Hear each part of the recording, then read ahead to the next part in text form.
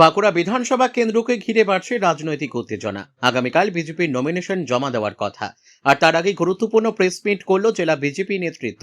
এই প্রেস মিটে উপস্থিত ছিলেন বাঁকুড়া জেলা বিজেপির সভাপতি প্রসেনজিৎ চ্যাটার্জি। তিনি নমিনেশনকে কেন্দ্র করে একাধিক গুরুত্বপূর্ণ বার্তা দেন। তিনি জানান, আগামীকাল বিজেপির নমিনেশন জমা দেওয়া হবে এবং সেই কর্মসূচিকে ঘিরে বড় আকারের প্রস্তুতি নেওয়া হয়েছে। দলীয় কর্মী সমর্থকদের উপস্থিতিতে এই কর্মসূচি একটি শক্তি প্রদর্শনের রূপ নেবে বলেও তিনি ইঙ্গিত দেন। সবচেয়ে বড় খবর, এই নমিনেশন কর্মসূচিতে উপস্থিত থাকতে পারেন মধ্যপ্রদেশের মুখ্যমন্ত্রী মোহন যাদব।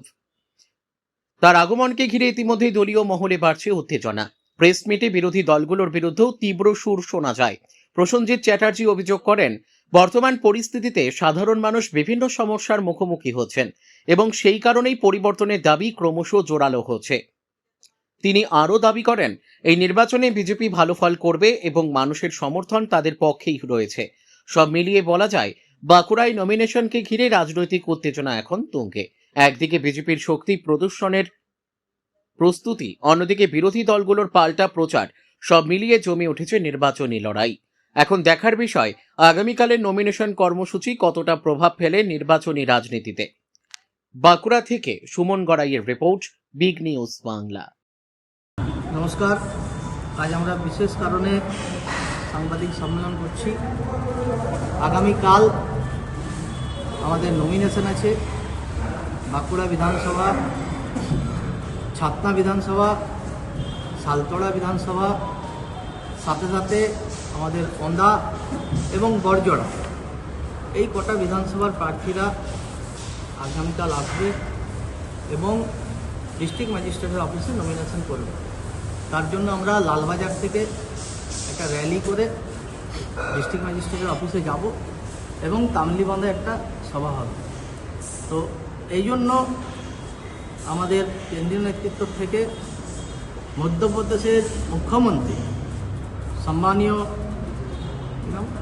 ডাক্তার মোহন যাদবজি, উনি আমাদের বাঁকুড়া জেলাতে আসছেন। সেটা আপনাদের মিডিয়ার মাধ্যমে বিভিন্ন চ্যানেলে বলতে চাই যে আজ আমরা সৌভাগ্যবান যে বাংলাকে বাঁচানোর জন্য, বাঁকুড়ার সিটগুলোকে জেতানোর জন্য ওনার মতো একজন মুখ্যমন্ত্রী আমাদের এখানে আসছেন এবং আমাদের কর্মীরাও খুব উৎসাহিত এবং গর্বিত এই জন্য। তো উনি আসবেন কাজী নজরুল ইসলাম যে দুর্গাপুর এয়ারপোর্ট আছে সেখানে আসবেন। সেখান থেকে হেলিকপ্টারে করে আমাদের গড়গাহেড়ের যে হেলিপ্যাড আছে সেই হেলিপ্যাডে নেমে উনি বাই রোড লালবাজারে সামিল হবেন। আপনাদেরকে আমি শিডিউল আপনাদের গ্রুপে দিয়ে দিচ্ছি। তো এই বিশেষ কারণে আপনাদের আজকে সাংবাদিক সম্মেলন করে বিষয়বস্তু জানাবো।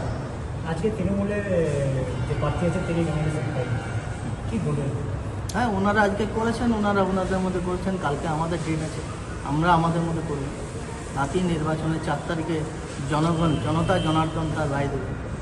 তৃণমূল অভিযোগ করছে যে এসআইআর দুর্নীতি করে বিজেপি ভোটে যেতে পছন্দ দিয়েছে।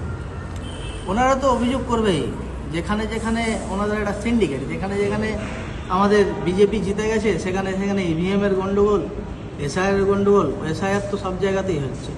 এসআইআর আমরা স্বচ্ছ ভোটার তালিকা প্রকাশ পেয়েছি, কেস করুক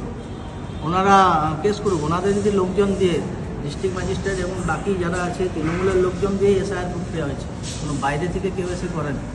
ওনারাই স্বচ্ছ তালিকা প্রকাশ করবে, স্বচ্ছ তালিকার ভিত্তিতে ভোট হবে। প্রচারে কেমন সাড়া পাওয়া যাচ্ছে? আপনারা দেখতেই পাচ্ছেন মানুষজন কীভাবে ভারতীয় জনতা পার্টির পক্ষে কথা বলছে এবং বেরোচ্ছে।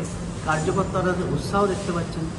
আর তৃণমূলের সম্মানীয় মুখ্যমন্ত্রীরও মিটিং দেখছেন কীরকমভাবে সাড়া পড়ছে। আপনারা এটাতেই পরিষ্কার জানতে পারছেন যে নির্বাচনে কী হতে চলেছে এবং মানুষজন কাকে চাইছে। আমার কি পুনরায় বাঁকুড়ার সিট কি আপনাদের দখলে থাকবে? অবশ্যই থাকবে।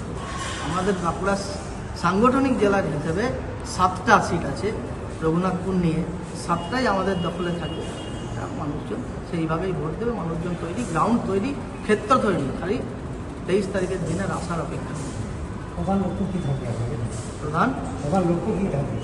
পরিকাঠামো উন্নয়ন করা, বাঁকুড়া জেলার উন্নয়ন করা, করাপশন দূর করা, মাতৃশক্তির যেন ঠিকঠাকভাবে সমস্ত ফ্যাসিলিটি পায় তার ব্যবস্থা করা। আমাদের যে অন্নপূর্ণা যোজনা, আমাদের নেতারা বলছে, আমাদের ম্যানিফেস্টোতেও থাকবে যে অন্নপূর্ণা যোজনাতে আমরা মায়েদের 3,000 করে দেবো। এই যে লাডলি ব্যান যোজনা, আমাদের সম্মানীয় মধ্যপ্রদেশের মুখ্যমন্ত্রী আসছেন, ওনাদের ওখানে 3,000 করে দেওয়া, 1200 থেকে 3,000 মায়েদের জন্য।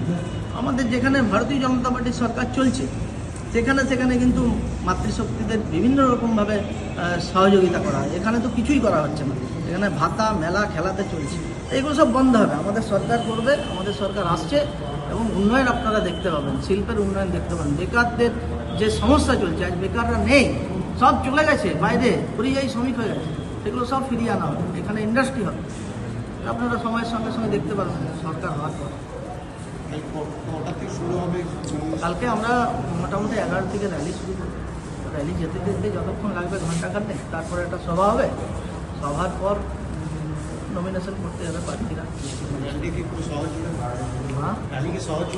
হ্যাঁ, সহজ জুড়ে লালবাজার থেকে একদম সুভাষতল হয়ে আপনার ডিস্ট্রিক্ট পোস্ট অফিস হয়ে ডিস্ট্রিক্ট ম্যাজিস্ট্রেট অফিস, ওখান থেকে তামলিয়া এটাই টাইম কোটা করছেন না? 10টা বলছি, 11টা। এগারোটা আর তোমার